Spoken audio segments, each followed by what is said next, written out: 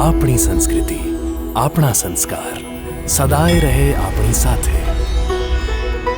ભારતના મહાન ગ્રંથો અને કવિતાઓનો સંપૂર્ણ સંગ્રહ. સબસ્ક્રાઇબ કરો તિલક.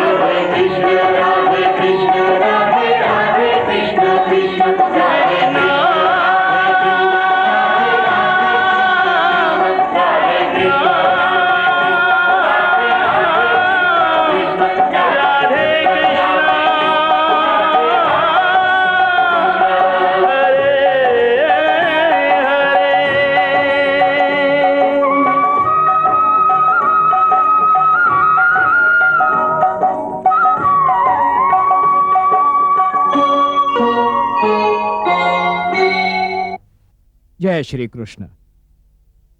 આજથી આપણે ભગવાન શ્રી કૃષ્ણના જીવન ચરિત્રનો સૌથી મહત્વપૂર્ણ અધ્યાય શરૂ કરવાના છીએ. આ અધ્યાયમાં શ્રી કૃષ્ણ અર્જુનને ગીતાનો ઉપદેશ આપશે.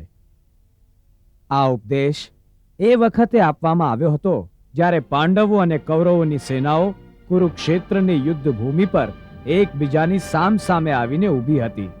એ જ ક્ષણે અર્જુન જેવો યોદ્ધા પણ પોતાના જ મોહ, ભ્રમ અને સંશયની જાળમાં ફસાઈને કાયરોની જેમ ધ્રુજવા લાગ્યો હતો. એનું ગાંડીવ ધનુષ એના હાથમાંથી છૂટી ગયું ને એ પોતાના કર્મ યુદ્ધમાંથી ભાગીને એક સંન્યાસી બની જવાની વાત વિચારવા માંડ્યો હતો. એ વિચારતો હતો કે જો એ પોતાના સગા સંબંધીઓ, કાકા, મોટા કાકા, મામા, પિતામહ, બાંધવો અને પુત્રોનું લોહી વહેવડાવીને રાજા બની શકે છે, તો એવા રાજા બનવા કરતાં તો ભીખ માંગીને જીવવું વધુ સારું છે. જ્યારે આ પ્રકારે કિંગ કર્તવ્ય વિમૂઢ થઈ ગયો, જ્યારે એને પોતાના કર્તવ્ય અને પોતાના ધર્મનો માર્ગ સ્પષ્ટ દેખાતો ન હતો, એ વખતે શ્રી કૃષ્ણએ કર્તવ્ય અને ધર્મનો જે માર્ગ એને દેખાડ્યો, એ જ ઉપદેશને ભગવદ્ ગીતા કહેવાય છે. ગીતાના વિષયમાં ડોક્ટર રાધાકૃષ્ણન કહે છે કે ગીતા શું છે? ગીતા શું છે એ વિશે સંક્ષિપ્તમાં એક જ વાત કહી શકાય. આપણા જેટલા ઉપનિષદ અને શાસ્ત્ર છે, એમાં જે પણ કહેવામાં આવ્યું છે એ સર્વ જ્ઞાનને એક જ જગ્યાએ એકઠું કરીને એમનો સાર કાઢવામાં આવ્યો છે. બધા શાસ્ત્રોનો એ જ સાર એટલે જ ગીતા છે. ગીતાના વિષયમાં મહાત્મા ગાંધીએ કહ્યું છે કે જ્યારે એ કોઈ દ્વિધામાં પડતા હતા અથવા જીવનમાં કોઈ ગૂંચ એટલી ગૂંચવાઈ જતી હતી કે સાચો રસ્તો નજરે પડતો ન હતો, ત્યારે એ ગીતાનો આશરો લેતા હતા. મને ભગવદ્ ગીતામાં એ શક્તિ મળે છે, એ સમાધાન પ્રાપ્ત થાય છે જે મને બીજે ક્યાંય નથી મળતું. જ્યારે જ્યારે હું નિરાશાના અંધકારમાં ઘેરાઈ જાઉં છું, કોઈ આશાનું કિરણ નથી દેખાતું, ત્યારે હું સીધો ભગવદ્ ગીતાના શરણમાં જાઉં છું અને એમાંથી એકાદ તો એવો શ્લોક અવશ્ય મળી જાય છે જેથી દરેક પ્રશ્નનું સમાધાન થઈ જાય છે અને આપત્તિઓની વચ્ચે પણ મારા હોઠો પર ફરી હાસ્ય આવી જાય છે. ગીતા જ્ઞાન, કર્મ અને ભક્તિની એક ગંગા છે જે યુગો યુગોથી આ ધરતી પર વહી રહી છે અને જેમ એક નદી દરેક તરસ્યા માણસની તરસ छिपाવે છે, એ પૂછ્યા વગર કે એ તરસ્યો કઈ જાતિ, કયા રંગ, કયા દેશનો છે, એ જ રીતે ગીતાની ગંગા જાતિ, ધર્મ અને દેશનો ભેદભાવ કર્યા વગર સમસ્ત માનવ જાતિના કલ્યાણ માટે વહે છે.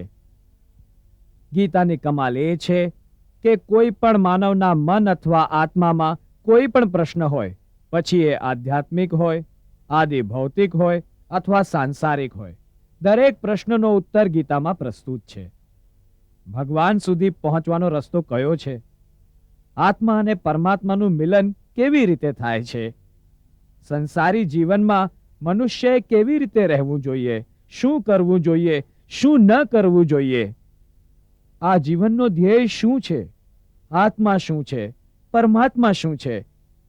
દરેક પ્રશ્નનો ઉત્તર ગીતામાં આપ્યો છે. એ જ પ્રકારે ગીતાના વિષયમાં લોકમાન્ય તિલકે કહ્યું છે, શ્રીમદ ભગવદ્ ગીતા આપણા ધર્મ ગ્રંથોનો એક અત્યંત તેજસ્વી અને નિર્મળ હીરો છે. મનુષ્ય માત્રના પુરુષાર્થની અર્થાત આધ્યાત્મિક પૂર્ણ અવસ્થાની ઓળખાણ કરાવવા વાળો, ભક્તિ અને જ્ઞાનનું મિલન કરાવીને એ બંનેનો શાસ્ત્રોક્ત વ્યવહાર સાથે સંયોગ કરાવવા વાળો અને એના દ્વારા સંસારના ત્રસ્ત મનુષ્યને શાંતિ આપીને એમને નિષ્કામ કર્તવ્યના આચરણ કરાવવા વાળો ગીતા સમાન બાલબોધ ગ્રંથ સમસ્ત સંસારના સાહિત્યમાં ક્યાંય નહીં મળી શકે. જે દિવસે આ દિવ્ય ગીતા ભગવાનના શ્રીમુખથી ઉચ્ચારિત થઈ હતી, આ એ જ દિવસના પ્રભાતનું દ્રશ્ય છે. હજી તો આ સૂર્યોદયની પહેલાનો સમય છે, જેને અમૃત વેળા કહેવાય છે. આ પવિત્ર સમયમાં લોકો પોતાના ભગવાન, પોતાના ઈષ્ટને યાદ કરે છે, એની પૂજા કરે છે. એ જ પરંપરા, એ જ ધાર્મિક સંસ્કૃતિની ઝલક આ સમયે બંને સેનાઓની શિબિરોમાં દેખાઈ રહી છે.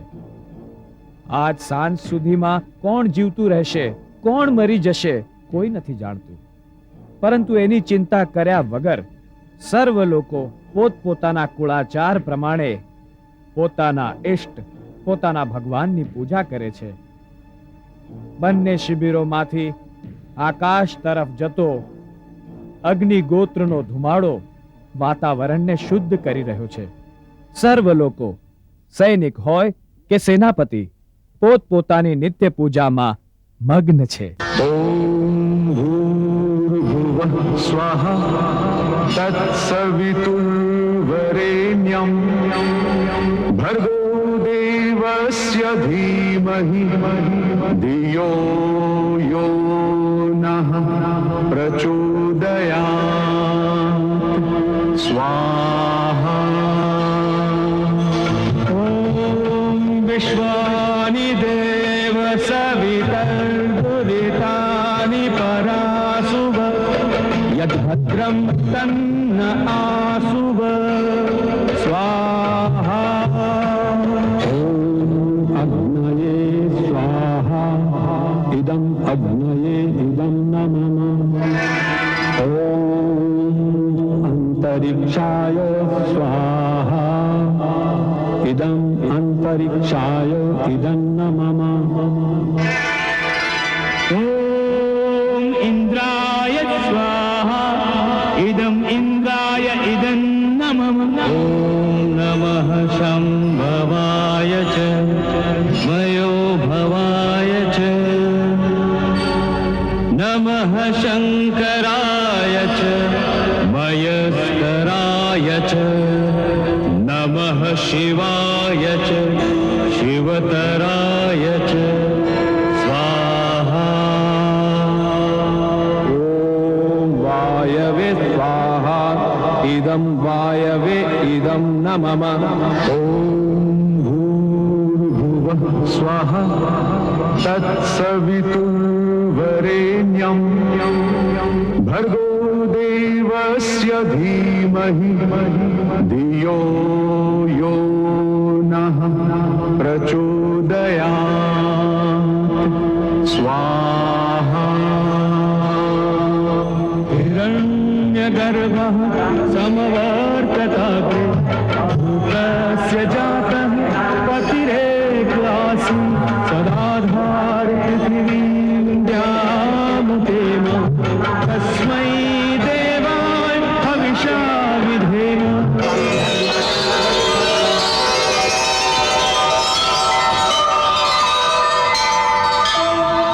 ॐ पूर्णमदः पूर्णमिदं पूर्णात् पूर्णम्। થોભો પાર્થ, હમ?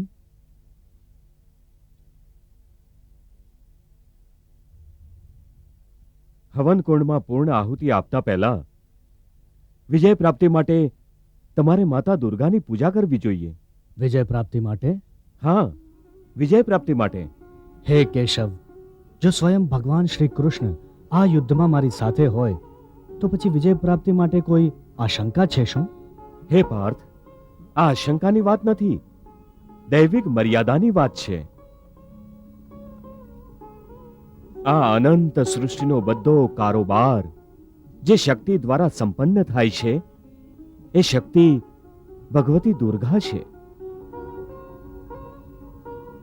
ભગવાનનું એક રૂપ કેવળ સંકલ્પનું છે અને ભગવાનનું જ બીજું રૂપ એ સંકલ્પને સાકાર કરવા વાળી શક્તિ રૂપા ભગવતી દુર્ગા છે. અર્જુન, જે શક્તિ વગર આ સંસારમાં એક પાંદડું પણ નથી હલી શકતું, એ જ શક્તિના આશીર્વાદ વિજય પામવા માટે સમસ્ત પ્રાણીઓ માટે આવશ્યક છે. સ્વયં મેં પણ રામ અવતારમાં લંકા યુદ્ધની પહેલા ભગવતી દુર્ગાજીની પૂજા કરીને વિજયના આશીર્વાદ પ્રાપ્ત કર્યા હતા. એટલે યુદ્ધમાં જતા પહેલા દુર્ગા માતાની પૂજા કરીને એમના આશીર્વાદ પ્રાપ્ત કરો. એ સદા રૂચિતા છે, પોતાના સાચા ભક્તો પર જલ્દી જ પ્રસન્ન થઈ જાય છે. એ મહાદુઃખ પ્રસ્મયી અને મહાભય વિનાશની છે. એમના 9 નામોનું ઉચ્ચારણ કરવાથી જ એઓ પ્રસન્ન થઈ જાય છે. એટલે જ મનમાં એમના 9 દુર્ગા રૂપોને ધારણ કરીને એમની પાસે વિજયનું વરદાન માંગો.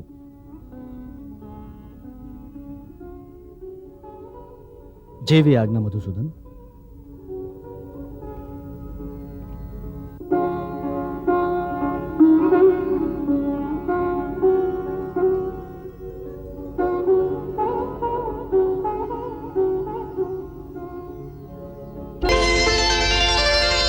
हे महादुर्गा महाभारत का महासमर मस्तक पे खड़ा है, महाबलियों के इस मेले में योद्धा एक से एक बड़ा है।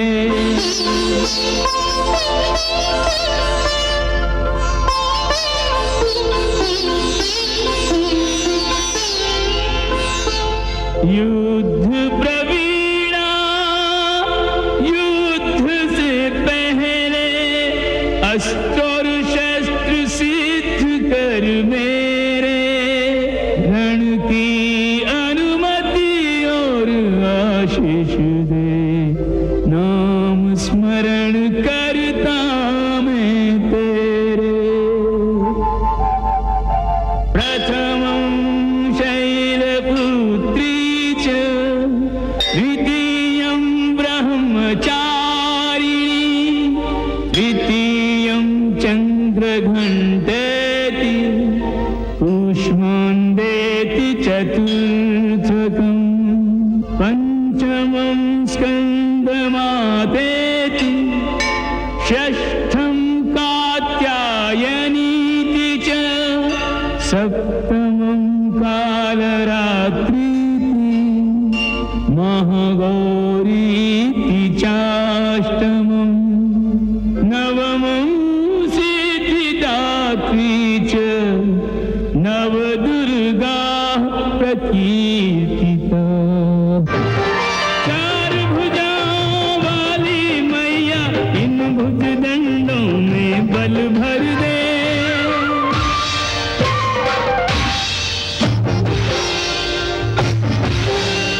धर्म क्षेत्र कुरुक्षेत्र में माता धर्म विजय का मुझको वर दे अंबिके शक्ति दे माता शक्ति दे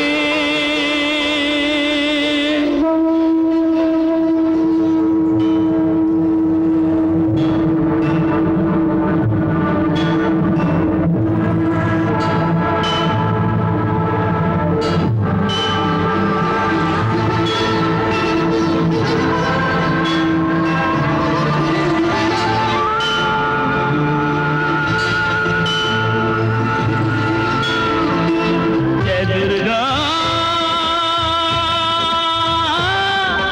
जय माता जय दुर्गा जय माता जय माता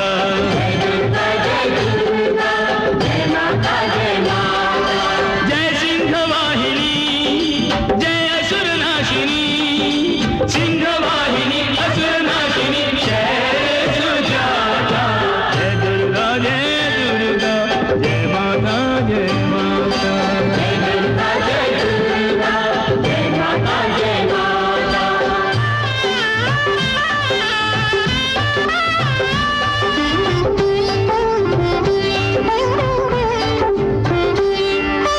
आद्याशक्ति अजन्मा अभिनव रूप धरे दिव्यायुध संयुक्ता भय दुख दूर करे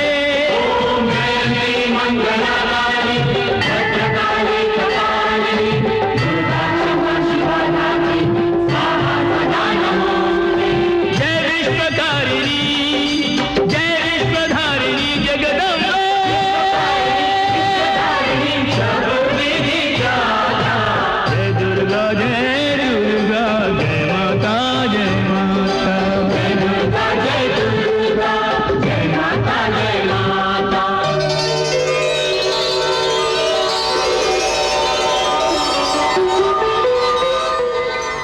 પ્રણામ માતા.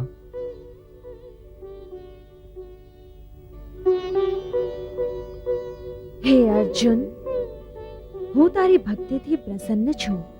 માગ, તને મુજથી શું વર જોઈએ છે? હે મા દુર્ગે, હે શત્રુ સંહારિણી, મને આ ધર્મ અને અધર્મના યુદ્ધમાં ધર્મના શત્રુઓનો સંહાર કરવાની શક્તિ પ્રદાન કરો. મા, મને વિજયશ્રીનો આશીર્વાદ આપો.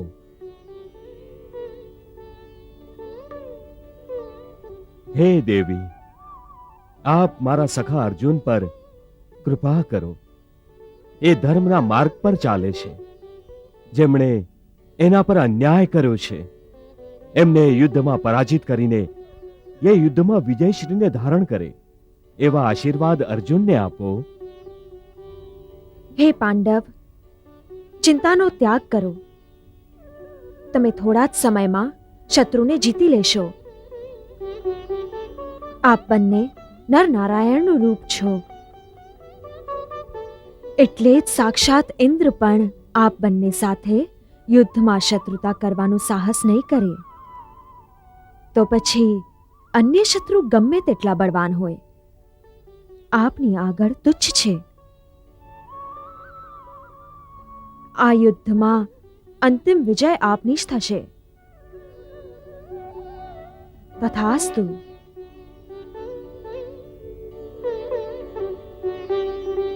યમ યમ ચિંતયતે કામમ તમ તમ પ્રાપ્નોતિ નિશ્ચિતમ.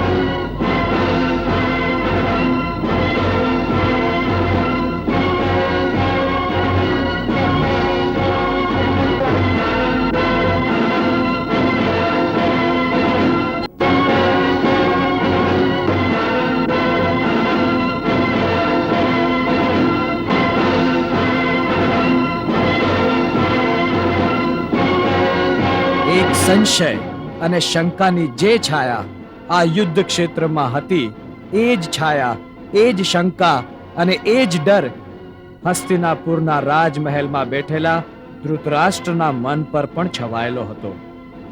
એ પણ ચિંતિત હતા કે આ યુદ્ધનું પરિણામ શું હશે.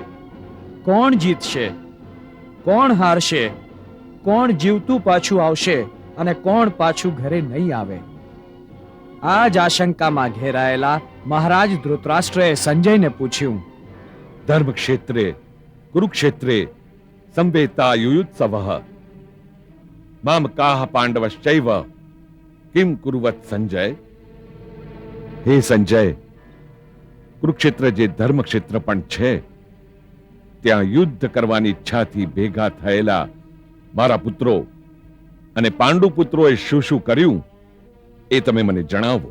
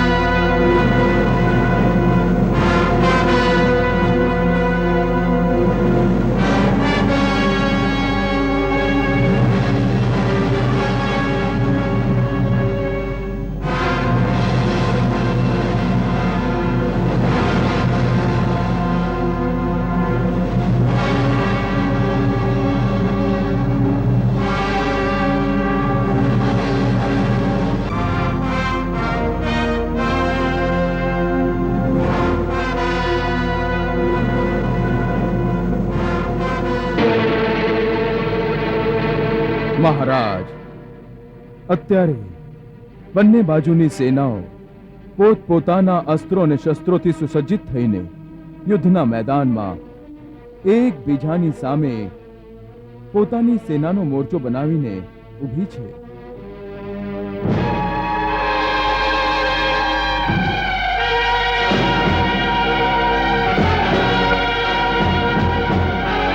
બંને બાજુના સેનાપતિઓએ પોતપોતાના વ્યૂહની રચના બનાવીને પોતપોતાની સેનાઓનો મોરચો બનાવ્યો છે.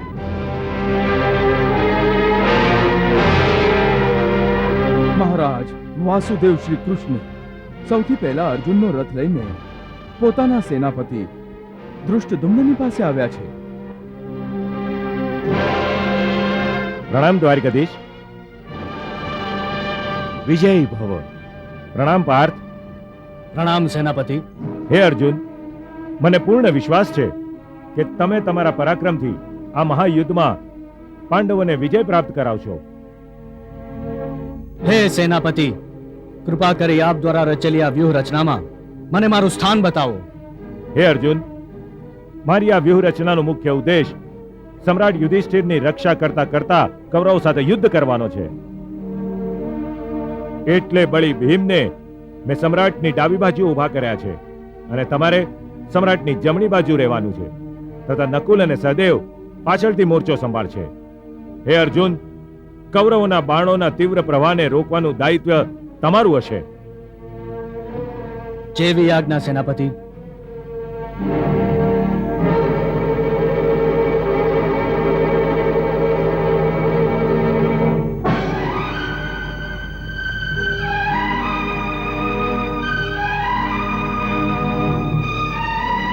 હે મહારાજ, પાંડવોની વ્યૂહરચના જોઈને યુવરાજ દુર્યોધન આચાર્ય દ્રોણની પાસે જઈ રહ્યા છે.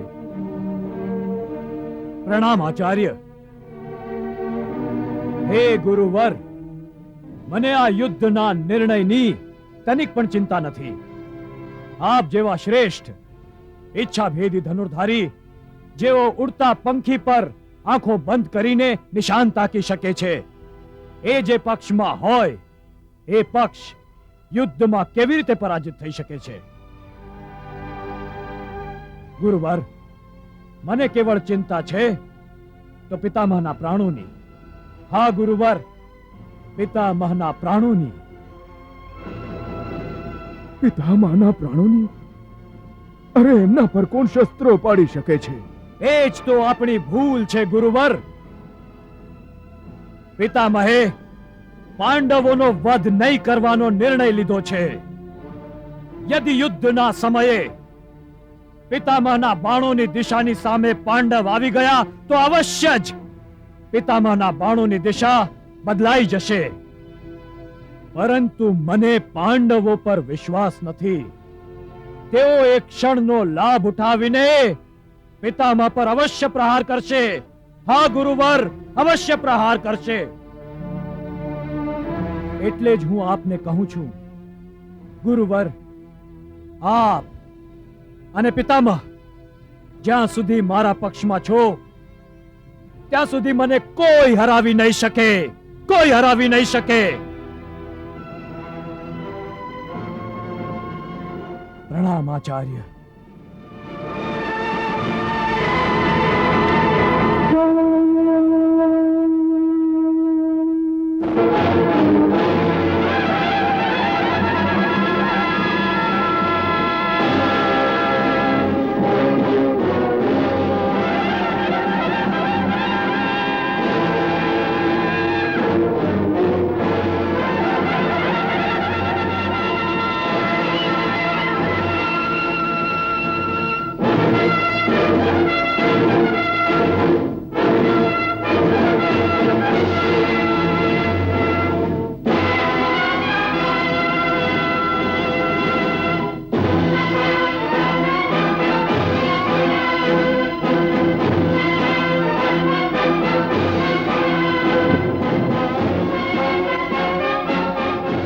સંજય, તો શું યુદ્ધની ઘોષણા થઈ ગઈ? નહીં મહારાજ, કેમ? ઘોષણા થવા પહેલા અર્જુને અચાનક શ્રી કૃષ્ણને કહ્યું, હે કેશવ, હું કૌરવોની સેનાનું અવલોકન કરવા માંગુ છું. મારો રથ બંને સેનાઓની વચ્ચે લઈ ચાલો. તો તમે જોવા માંગો છો કે દુર્યોધનને વિજયી બનાવવા માટે કોણ કોણ યોદ્ધા સંમિલિત છે અને તમારે કોની કોની સાથે યુદ્ધ કરવું પડશે? હા કેશવ, હું એ જ જોવા માંગુ છું. ચાલો, મારો રથ બંને સેનાઓની વચ્ચે લઈ જાઓ.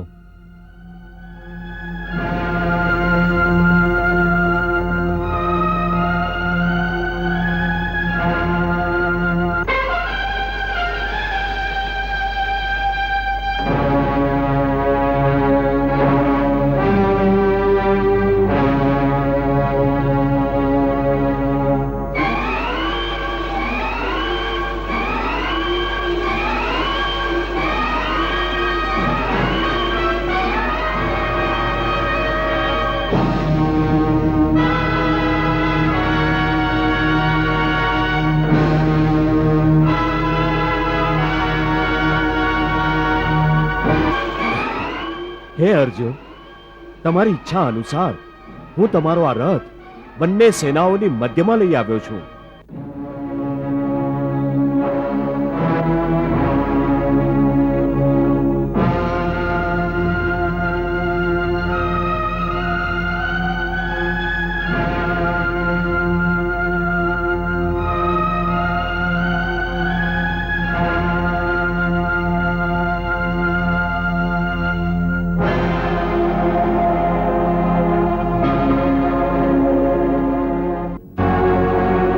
હે પાર્થ, કૌરવોની સેના તરફ જોવાની પહેલા એકવાર તમે પોતાની સેના તરફ જોઈ લો.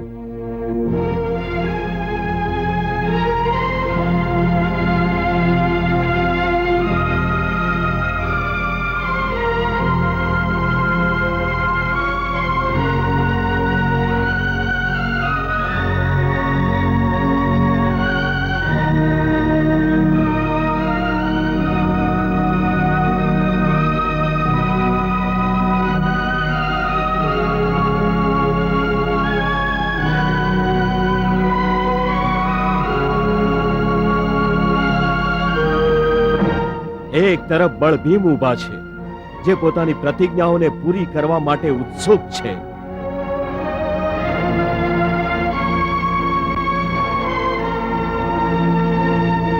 સેનાની મધ્યમાં તમારા જ્યેષ્ઠ ભ્રાતાશ્રી ધર્મરાજ યુધિષ્ઠિર છે અને એમના ડાબે અને જમણે નકુળ અને સહદેવ.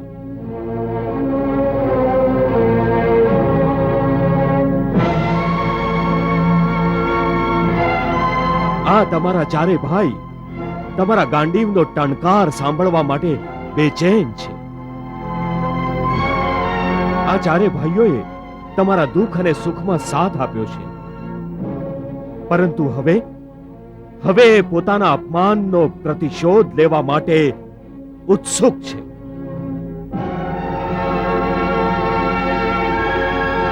અને ત્યાં જુઓ, તમારો પોતાનો પુત્ર અભિમન્યુ, જે નવી નવેલી કન્યા ઉત્તરાને આશંકાઓના વમળમાં એકલી મૂકીને રણભૂમિ પર ઊભો છે.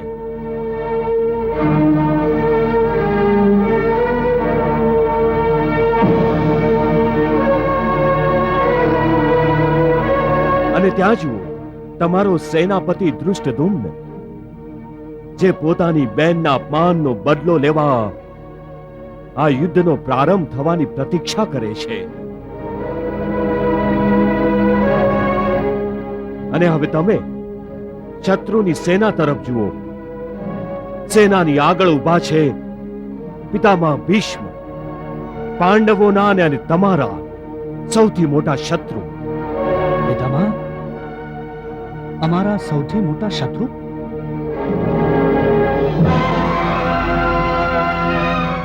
હા પાર્થ, શું તમે નથી જાણતા? પિતામહ જેવા ધનુર્ધારી આ ત્રિલોકમાં બીજો કોઈ જ નથી. પિતામહે પરશુરામ જેવા અવલૌકિક ધનુર્ધરને પણ પરાસ્ત કર્યો છે.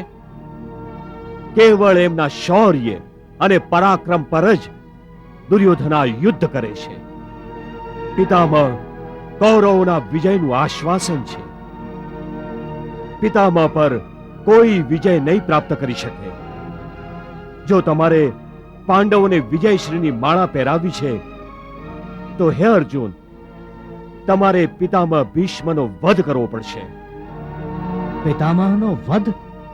કોઈ પણ સ્થિતિમાં એમનો વધ કરવો પડશે. હા ધનંજય, કેવળ પિતામહ જ નહીં, હવે તમે પોતાના બીજા મહાશત્રુને જોઈ લો. આચાર્ય દ્રોણ તમારા ગુરુ છે.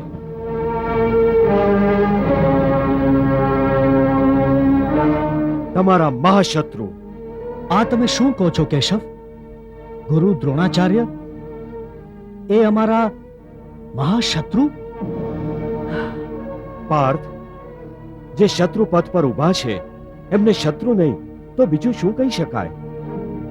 પાર્થ, હવે એ તમારા મિત્ર નહીં, એ તમારા ગુરુ હતા, પરંતુ હવે એ તમારા મહાશત્રુ છે. કારણ કે એ તમને પરાસ્ત કરીને કૌરવને વિજય અપાવવા માટે રણભૂમિમાં ઉપસ્થિત છે.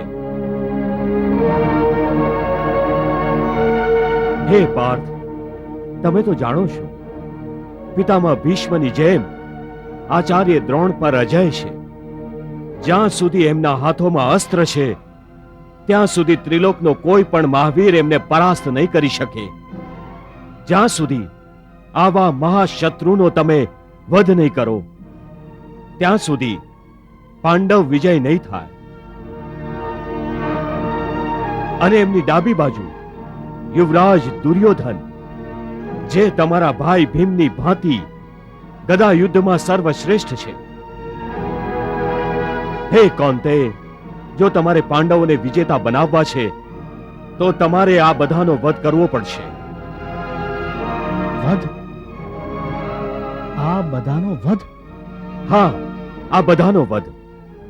જો તમે આ બધાનો વધ નહીં કરો, તો આ બધા તમારો વધ કરી નાખશે. કારણ કે કૌરવ એ સારી રીતે જાણે છે કે જો એમને આ યુદ્ધમાં વિજય પ્રાપ્ત કરવો હોય, તો એમણે સર્વપ્રથમ અર્જુનનો વધ કરવો જ પડશે. આ જ યુદ્ધનો નિયમ છે. અહીંયા વીરોનું સ્વાગત ફૂલોની માળાથી નહીં, બાણોથી કરવામાં આવે છે. અહીંયા શત્રુને પ્રેમ નહીં, એમના પર પ્રહાર કરવામાં આવે છે. એટલે એ પહેલા કે સર્વ તમારો વધ કરી નાખે, તમારે આ સર્વનો વધ કરવો પડશે. મારે મારા જ્યેષ્ઠોનો વધ કરવો પડશે?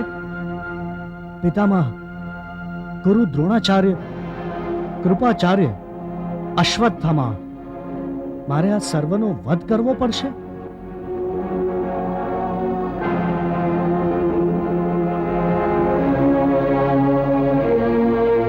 પ્રેમ, સ્નેહ અને મોહમાયાની જાળમાં ફસાયેલા અર્જુન માટે આ એ નબળી ક્ષણ હતી જ્યારે એ સ્વયં નબળો થવા લાગ્યો હતો અને શત્રુની સેનામાં પોતાના સગા સંબંધીઓને જોઈને એના હાથ પગ ધ્રુજવા માંડ્યા હતા. એનો આત્મવિશ્વાસ ડગમગી ગયો હતો. વીરરસને બદલે એના પર ભાવનાઓ છવાઈ ગઈ હતી. એને પોતાનું બાળપણ યાદ આવવા લાગ્યું અને એ કેવી રીતે પોતાના પિતામાના ખોળામાં ચડીને રમતો હતો એ યાદ આવવા લાગ્યું.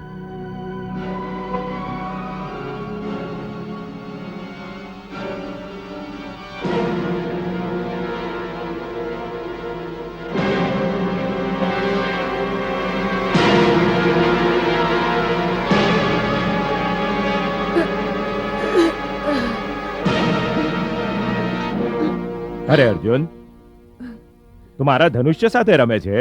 રમતો નથી પિતામહ. હું તો આપના ધનુષ્યને ઉઠાવવાનો પ્રયાસ કરું છું. કેમ વત્સ? કેમ કે હું આપના ધનુષ્યથી બાણ છોડવા માંગુ છું. કેમ વત્સ? પિતામહ, પછી હું આપ જેવો સર્વશ્રેષ્ઠ ધનુર્ધારી બની જઈશ. પિતામહ, આપ હસો છો શું કામ? વત્સ અર્જુન, શ્રેષ્ઠ ધનુર્ધારી બનવા માટે ધનુર્વિદ્યાની કઠોર તપસ્યા કરવી આવશ્યક છે. તારા બાવડામાં તો ધનુષ્ય ઉપાડવાની પણ શક્તિ નથી. પછી તું શ્રેષ્ઠ ધનુર્ધારી કઈ રીતે બની શકશે? તો પછી હું અવશ્ય સર્વશ્રેષ્ઠ ધનુર્ધારી બનીશ. વત્સ અર્જુન, જ્યારે તું મને પરાસ્ત કરશે ત્યારે સર્વશ્રેષ્ઠ ધનુર્ધારી બનશે. તો પછી હું આપને પણ પરાસ્ત કરીશ પિતામહ. હમ.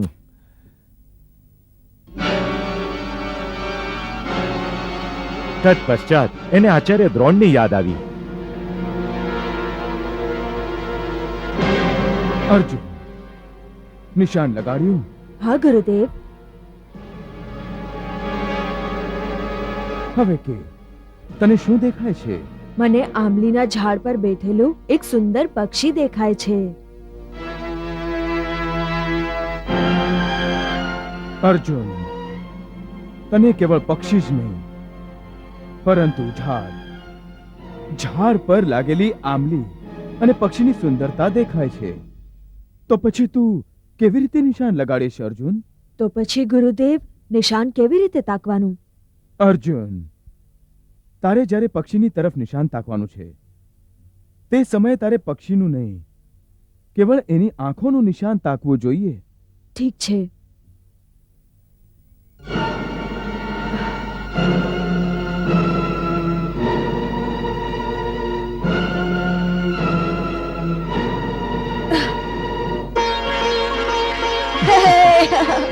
વાહ અર્જુન વાહ!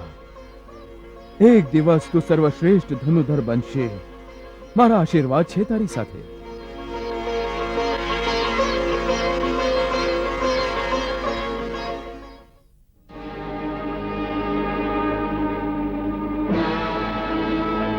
જો તમારે પાંડવોને વિજયી બનાવવા છે તો તમારે આ સર્વનો વધ કરવો પડશે. શું વિચારો છો પાર્થ? આ સમય વિચારવાનો નથી, યુદ્ધ કરવાનો છે. તમારા ગાંડીવનો કડકડાટ સાંભળવા માટે ન કેવળ આ યુદ્ધ ભૂમિ પરંતુ આકાશમાં દેવતાઓ પણ પ્રતીક્ષા કરે છે. ત્યાં જુઓ પાર્થ, તમારા પિતાશ્રી દેવરાજ ઇન્દ્ર સ્વર્ગમાંથી જોઈ રહ્યા છે કે મારો પુત્ર મારા આપેલા દિવ્ય અસ્ત્રોથી ક્યારે પોતાના શત્રુઓનો સંહાર કરશે. એ જોવા માંગે છે કે તમે કેવી વીરતાથી યુદ્ધ કરશો.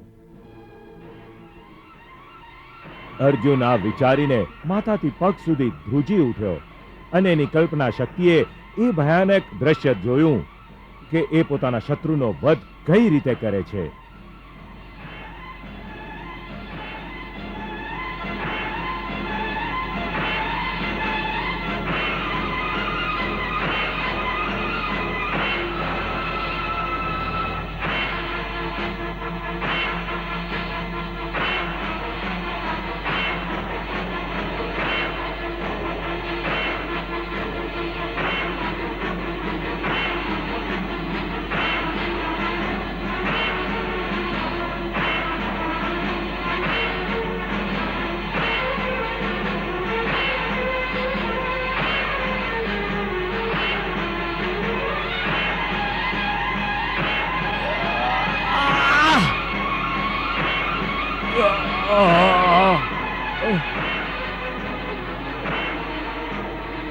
અર્જુન આ શું કરે છે?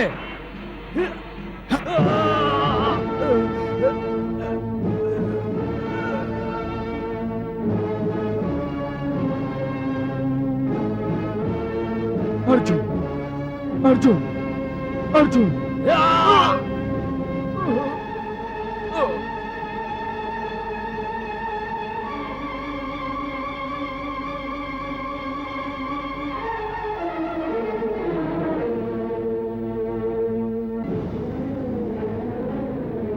અર્જુન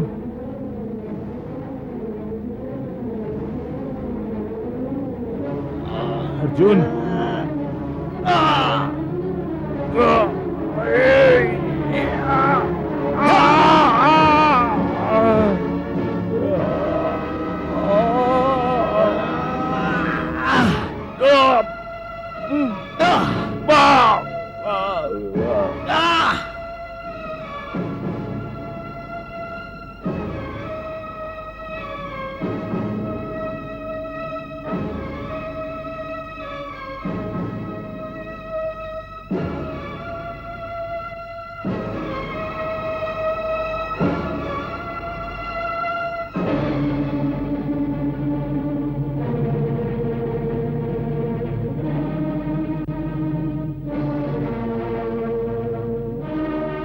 હે અર્જુન, તે પોતાના જ કુળનો સંહાર કર્યો છે, પોતાના જ ભાઈઓનો વધ કર્યો છે, પોતાની જ બહેનોને વિધવા બનાવી છે. તે તું પાપી છે, તું પાપી છે, તું પાપી છે, પાપી છે.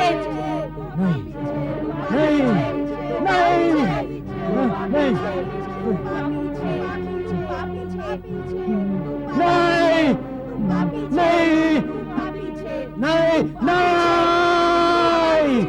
નહીં કૃષ્ણ, નહીં. હું કોઈના લોહીથી મારા હાથ નહીં રંગી શકું. મારો આત્મા આ દ્રશ્યની કલ્પના માત્રથી ધ્રુજી ઉઠે છે.